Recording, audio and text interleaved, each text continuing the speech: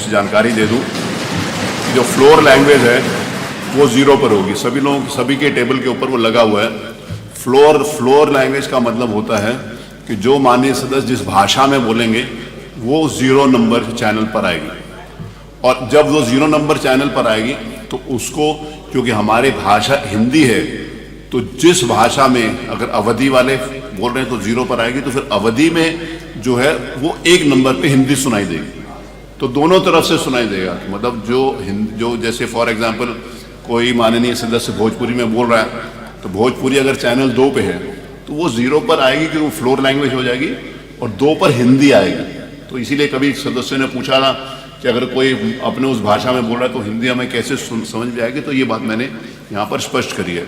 तो floor language 0 number पर होगा, 0 नंबर चैनल पर, अवधि 1 नंबर पर, भोजपुरी 2 नंबर पर, ब्रिज भाषा 3 नंबर पर, बुंदेलखंडी 4 नंबर पर और इंग्लिश 5 नंबर पर। ये 5 हो गए। ये बड़ी विडंबना है। कल हमारे विधानसभा में हमारा आप सुन लीजिए, जो करना हो आपको अधिकार है। भाषा के पक्ष में भाषा में मैं जो हमारी भाषा बुंदेलखंडी भोजपुरी, इसका हम विरोध नहीं करते, लेकिन अंग्रेजी का इस विधानसभा में प्रयोग करना यह न्यायोचित नहीं है। बड़े मुश्किल से अंग्रेजी यहाँ से हटाई गई थी और हमारी भाषा हिंदी घोषित की गई थी विधानसभा का। आप अंग्रेजी ला करके हिंदी को कमज़ोर करने का प्रयास हो रहा है, ये नहीं होना चाहिए। हिंदी को हटाने के लिए हम लोगों ने यातनाएं झेली हैं। दिल्ली तिहाड़ जेल में बंद रहे हैं, लखनऊ जेल में बंद रहे हैं, गोरखपुर के जेल में बंद रहे इस आंदोलन, इसलिए कि ये हिंदी अंग्रेजी यहाँ माध्यम न बने। और इसमें कितने लोग हैं, अगर अंग्रेजी करें तो उर्दू भी कर दीजिए। उर्दू क्यों नहीं करते? उर्दू भी तो भाषा है। उर्दू को नहीं करेंगे, अंग्रेजी करेंगे।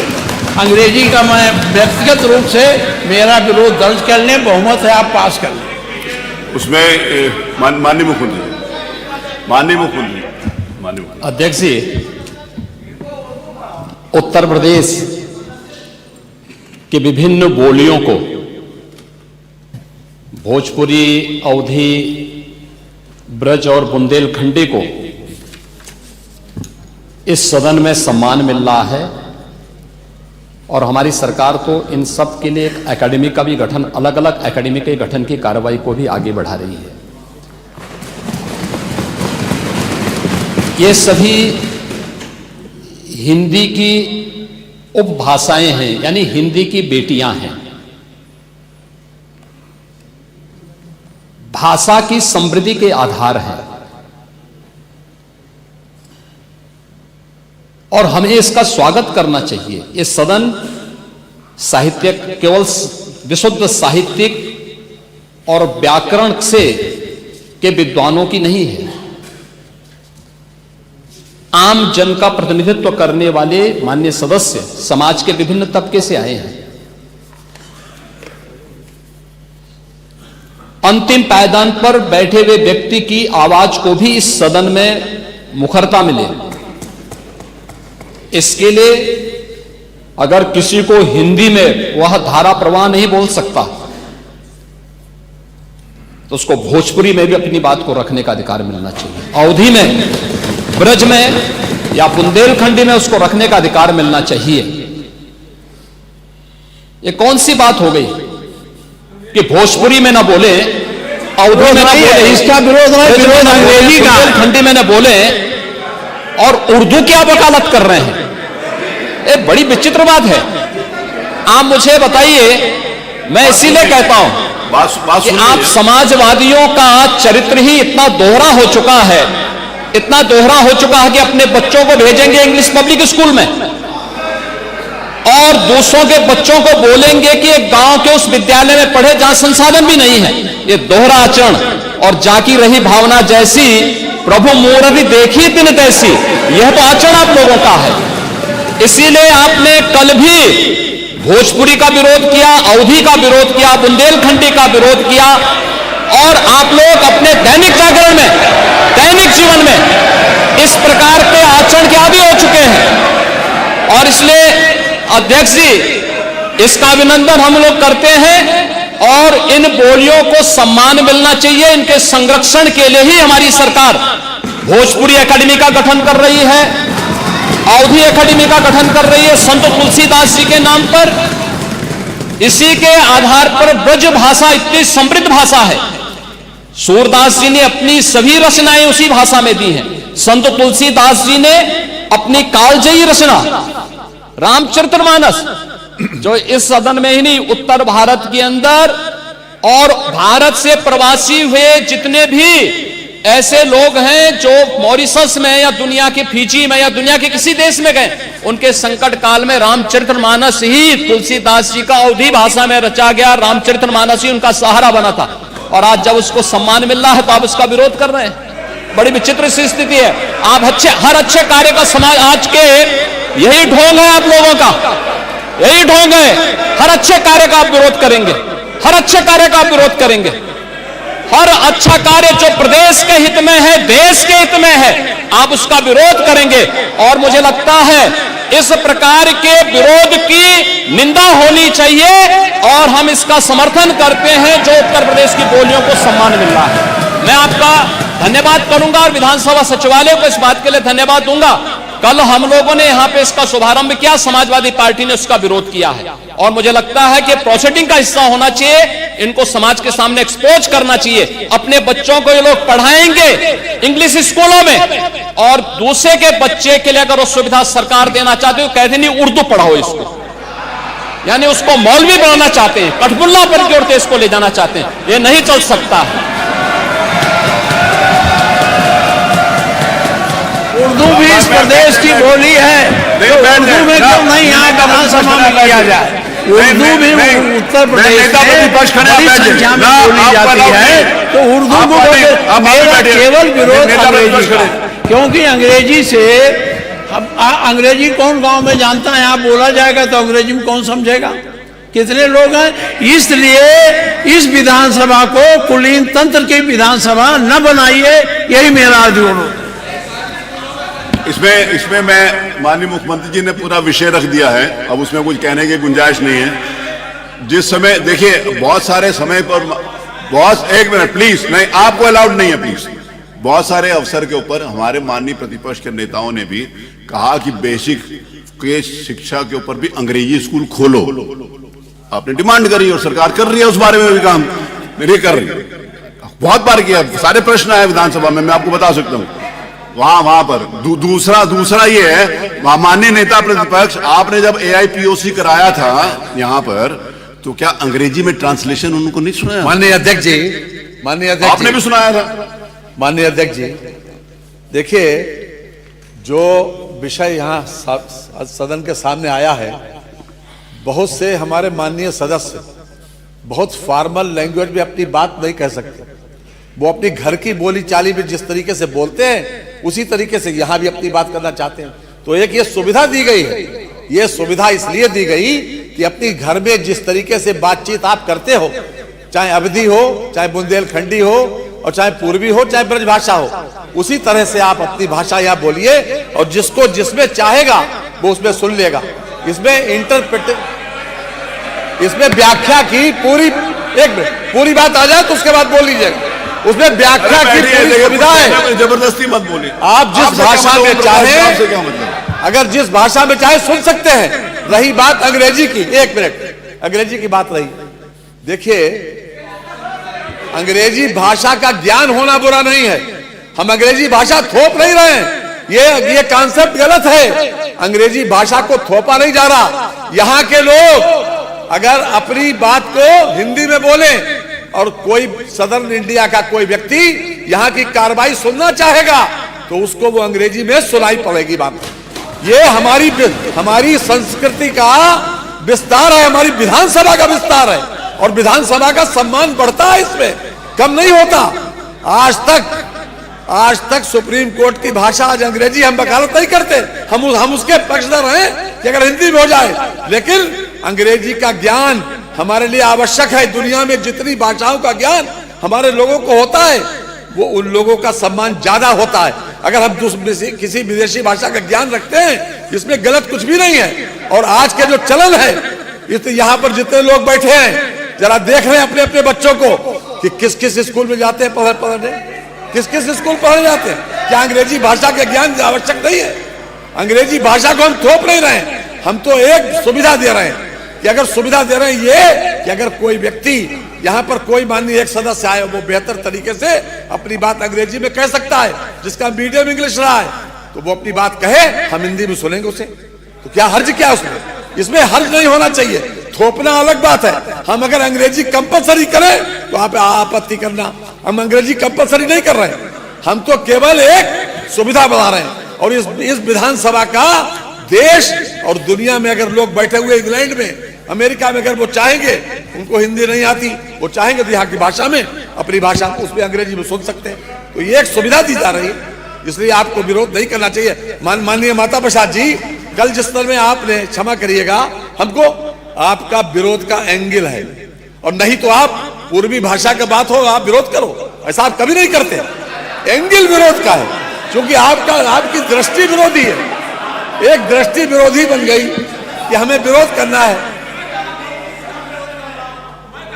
नहीं, कल आपने किया था, आज नहीं करा, कल किया था, कल किया था। मैं केवल और केवल जो अंग्रेजी आप इस विधानसभा पर थोपने जा रहे हैं उसका विरोध कर रहा हूं। कोई थोपने नहीं जा रहे हैं, थोपने नहीं जा रहे हैं, एक सुविधा बढ़ाई जा रही है। आज भी सुप्रीम कोर्ट में आज भी बहस इंग्लिश में ही होती है, आज भी होती है, हम उसको थोप नहीं रहे हैं। संस्कृति बढ़ाएंगे। मत संख्या 2, माननीय महामहिषी राज्यपाल जी के संबित, नहीं, अब कल मेरा निवेदन सुन लीजिए।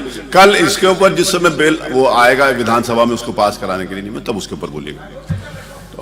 महामहिषी राज्यपाल जी के भाषण का दिया पढ़कर सुनाने का मैं उसको पढ़ रहा हूँ। माननीय सदस्यगण, उत्तर प्रदेश विधानमंडल के वर्ष 2025 के प्रथम सत्र के हेतु आहूत दोनों सदनों के, चलिए पढ़ा हुआ मान लेते हैं। आज प्रतियां बांट दी गई होंगी, प्रतियां सब लोग मिल गई होंगी, पटल पर हैं, कहाँ है? अब आ रही, बट आगे आगे आगे आगे आगे आगे आगे आगे आगे से बांटने के मैंने को। आज 2 माननीय सदस्यों के जन्मदिन है। श्री वेद प्रकाश गुप्ता हैं, वेद जी कहाँ हैं? चलिए, उत्तर प्रदेश विधानसभा के माननीय सदस्य श्री वेद प्रकाश गुप्ता, निर्वाचन क्षेत्र अयोध्या, जिला अयोध्या, भारतीय जनता पार्टी के टिकट पर वर्तमान विधानसभा में दूसरी बार निर्वाचित हुए हैं। आपके पिता का नाम स्वर्गीय डॉक्टर कांतिलाल गुप्ता है। आपका जन्म 18 फरवरी 1948 को मुंबई में हुआ था। आप स्नातक BSc तक शिक्षा ग्रहण करिए। आपके जन्म दिवस के अवसर पर मैं स्वयं और इस सदन की ओर से हार्दिक शुभकामनाएं देता हूं। श्री कैलाशनाथ शुक्ला हैं, उपस्थित हैं।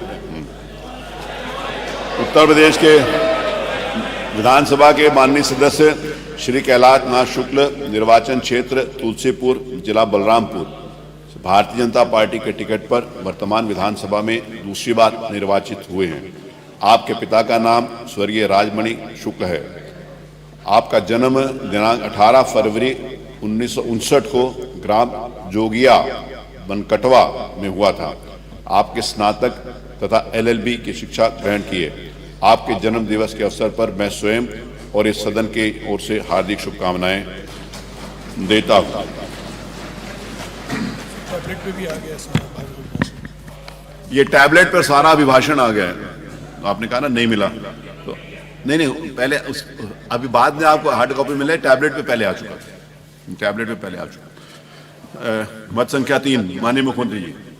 माननीय अध्यक्ष जी, मैं आपकी अनुज्ञा से उत्तर प्रदेश नगर योजना और विकास विदिन ब्रैकेट संशोधन अध्यादेश 2025, उत्तर प्रदेश अध्यादेश संख्या 1 सन 2025 विदिन ब्रैकेट को सदन के पटल पर रखता हूं। मत संख्या 4, माननीय उप मुख्यमंत्री जी। माननीय अध्यक्ष जी, आपकी अनुज्ञा से मैं संजय गांधी आयुर्विज्ञान संस्थान संशोधन अध्यादेश 2025 उत्तर प्रदेश अध्यादेश संख्या 02 सन 2025 को सदन के पटल पर रखता हूं। मत संख्या 5, माननीय मुख्यमंत्री जी। माननीय अध्यक्ष जी, मैं आपकी अनुज्ञा से उत्तर प्रदेश राज्य खाद्य आयोग के वर्ष 2017-18 वर्ष 2018-19, वर्ष 2019-20, वर्ष 2020-21, वर्ष 2021-22, वर्ष 2022-23 एवं वर्ष 2023-24 के क्रियाकलापों की वार्षिक रिपोर्टों को राष्ट्रीय खाद्य सुरक्षा अधिनियम 2013 के अध्याय 7 शिकायत निवारण तंत्र की धारा 16 की अपधारा 6 विदिन ब्रैकेट 4 के अधीन विलंब के कारण सहित सदन के पटल पर रखता हूं। मत संख्या 6, माननीय खादी ग्राम उद्योग मंत्री। खादी एवं ग्राम उद्योग उत्तर प्रदेश खादी तथा ग्राम उद्योग बोर्ड का 2017-18 एवं 2018-19 का संकलित प्रमाणित आर्थिक चिट्ठा उत्तर प्रदेश खादी तथा ग्राम उद्योग बोर्ड अधिनियम 1960 की धारा 30 की उपधारा 5 के अधीन सदन के पटल पर रखता हूं। मत संख्या 7, माननीय परिवहन राज्य मान्यवर, मैं आपकी अनुज्ञा से उत्तर प्रदेश राज्य सड़क परिवहन निगम के वर्ष 2018-19, वर्ष 2019-20 एवं वर्ष 2020-21 के वार्षिक लेखे को सड़क परिवहन निगम अधिनियम 1950 की धारा 33 की उपधारा 4 के अधीन विलंब के कारण सहित सदन के पटल पर रखता हूं। मत संख्या 8, प्रमुख सचिव विधानसभा। उत्तर प्रदेश विधानसभा की प्रक्रिया तथा कार्य संचालन नियमावली 2023 के नियम 149 के अंतर्गत सूचित किया जाता है कि निम्नलिखित विधेयक जो उत्तर प्रदेश विधानसभा द्वारा दिनांक 17 दिसंबर 2024 को पारित किए गए थे, उत्तर प्रदेश विधान परिषद से बिना किसी संशोधन के दिनांक 19 दिसंबर 2024 को वापस प्राप्त हुए हैं। उत्तर प्रदेश माल और सेवा कर संशोधन विधेयक 2024, उत्तर प्रदेश निजी विश्वविद्यालय 5वां संशोधन विधेयक 2024, उत्तर प्रदेश निजी विश्वविद्यालय 6वां संशोधन विधेयक 2024, उत्तर प्रदेश निजी विश्वविद्यालय 7वां संशोधन विधेयक 2024, उत्तर प्रदेश निजी विश्वविद्यालय 8वां संशोधन विधेयक 2024, उत्तर प्रदेश श्रम कल्याण निधि संशोधन विधेयक 2024, उत्तर प्रदेश जिला योजना समिति संशोधन विधेयक 2024।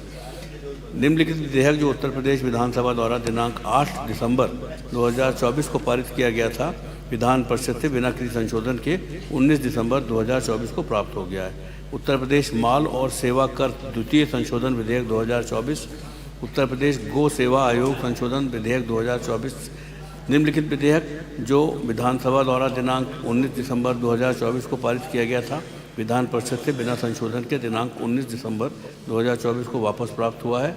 उत्तर प्रदेश राज्य क्रीड़ा विश्वविद्यालय संशोधन विधेयक 2024, उत्तर प्रदेश अनुसूचित जाति और अनुसूचित जनजाति आयोग संशोधन विधेयक 2024, उत्तर प्रदेश विनियोग 2024-2025 का द्वितीय अनुपूरक विधेयक 2024, जिसे उत्तर प्रदेश विधानसभा ने दिनांक 19 दिसंबर 2024 के उपवेशन में पारित किया था और जो श्री अध्यक्ष द्वारा धन विधेयक प्रमाणित किया गया था और उत्तर प्रदेश विधान परिषद से बिना किसी सिफारिश के दिनांक 19 दिसंबर 2024 को वापस प्राप्त हुआ था, पर राज्यपाल महोदय की अनुमति दिनांक 26 दिसंबर 2024 को प्राप्त हो गई। वह सन 2024 का उत्तर प्रदेश का 15वां अधिनियम बन गया। उत्तर प्रदेश माल और सेवा कर संशोधन विधेयक 2024, जिसे उत्तर प्रदेश विधानसभा ने अपने दिनांक 17 दिसंबर 2024 के उपवेशन में पारित किया था, उत्तर प्रदेश विधान परिषद ने अपनी दिनांक 19 दिसंबर 2024 की बैठक में पारित किया। उस पर राज्यपाल महोदय की अनुमति दिनांक 26 दिसंबर 2024 को प्राप्त हो गई। वह सन 2024 का उत्तर प्रदेश का 16वां अधिनियम बना। उत्तर प्रदेश माल और सेवा कर द्वितीय संशोधन विधेयक 2024 उत्तर प्रदेश विधानसभा से दिनांक 18 दिसंबर 2024 के उपवेशन में पारित होकर विधान परिषद ने अपनी दिनांक 19 दिसंबर 2024 की बैठक में पारित किया था, पर राज्यपाल महोदय की अनुमति दिनांक 26 दिसंबर 2024 को प्राप्त हो गई और वह सन 2024 का उत्तर प्रदेश का 12वां अधिनियम बन गया। उत्तर प्रदेश निजी विश्वविद्यालय 5वां संशोधन विधेयक 2024, जिसे उत्तर प्रदेश विधानसभा ने अपने दिनांक 17 दिसंबर 2024 के उपवेशन में पारित किया था तथा उत्तर प्रदेश विधान परिषद ने अपनी दिनांक 19 दिसंबर 2024 की बैठक में पारित किया था, पर राज्यपाल महोदय की अनुमति दिनांक 26 दिसंबर 2024 को प्राप्त हो गई और वह सन 2024 का उत्तर प्रदेश का 18वां अधिनियम बन गया। उत्तर प्रदेश निजी विश्वविद्यालय 6वां संशोधन विधेयक 2024, जिसे उत्तर प्रदेश विधानसभा ने अपने दिनांक 17 दिसंबर 2024 के उपवेशन में पारित किया था तथा उत्तर प्रदेश विधान परिषद ने अपने दिनांक 19 दिसंबर 2024 की बैठक में पारित किया था, पर राज्यपाल महोदय की अनुमति दिनांक 26 दिसंबर 2024 को प्राप्त हो गई और वह सन 2024 से उत्तर प्रदेश का 19वां अधिनियम बन गया। उत्तर प्रदेश निजी विश्वविद्यालय 7वां संशोधन विधेयक 2024, जिसे उत्तर प्रदेश विधानसभा ने अपने दिनांक 17 दिसंबर 2024 के उपवेशन में पारित किया था तथा उत्तर प्रदेश विधान परिषद ने अपनी दिनांक 19 दिसंबर 2024 की बैठक में पारित किया था, पर राज्यपाल महोदय की अनुमति दिनांक 26 दिसंबर 2024 को प्राप्त हो गई और वह सन 2024 का उत्तर प्रदेश का 20वां अधिनियम बन गया। उत्तर प्रदेश निजी विश्वविद्यालय 8वां संशोधन विधेयक 2024, जिसे उत्तर प्रदेश विधानसभा ने अपने दिनांक 17 दिसंबर 2024 के उपवेशन में पारित किया था तथा उत्तर प्रदेश विधान परिषद ने अपनी दिनांक 19 दिसंबर 2024 की बैठक में पारित किया था, पर राज्यपाल महोदय की अनुमति दिनांक 26 दिसंबर 2024 को प्राप्त हो गई और वह सन 2024 का उत्तर प्रदेश का 21वां अधिनियम बन गया।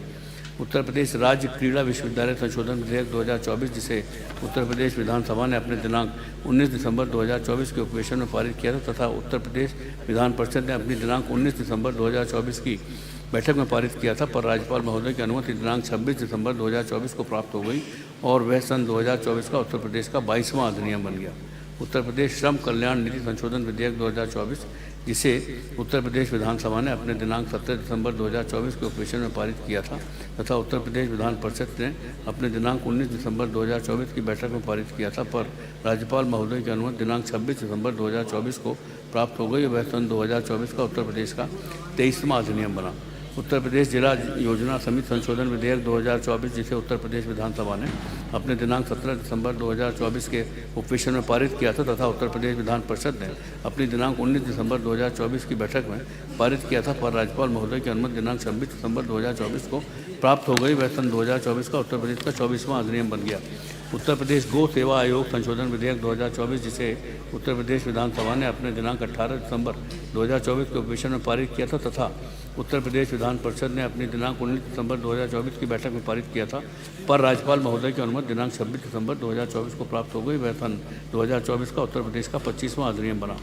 उत्तर प्रदेश अनुसूचित जाति और अनुसूचित जनजाति आयोग संशोधन विधेयक 2024, जिसे उत्तर प्रदेश विधानसभा ने अपने दिनांक 19 दिसंबर 2024 के उपवेशन में पारित किया था तथा उत्तर प्रदेश विधान परिषद ने अपनी दिनांक 19 दिसंबर 2024 की बैठक में पारित किया था, पर राज्यपाल महोदय की अनुमति दिनांक 26 दिसंबर 2024 को प्राप्त हो गई और वह सन 2024 का उत्तर प्रदेश का 26वां अधिनियम बन गया। मत संख्या 10 कुछ नहीं है, 11 कुछ नहीं है। मत संख्या 12, उत्तर प्रदेश की कार्य मंत्रणा समिति ने अपनी दिनांक 17 फरवरी 2025 की बैठक में विधानसभा की दिनांक 18 फरवरी 2025 से दिनांक 5 मार्च 2025 तक के उपवेशनों का कार्यक्रम निम्नलिखित रूप से रखे जाने की सिफारिशें की हैं। दिनांक 19 फरवरी 2025 को निधन के निर्देश अर्थात निधन की सूचनाएं ली जाएं। 2, दिनांक 20 फरवरी 2025 को नियम 56 की सूचनाएं न ली जाएं।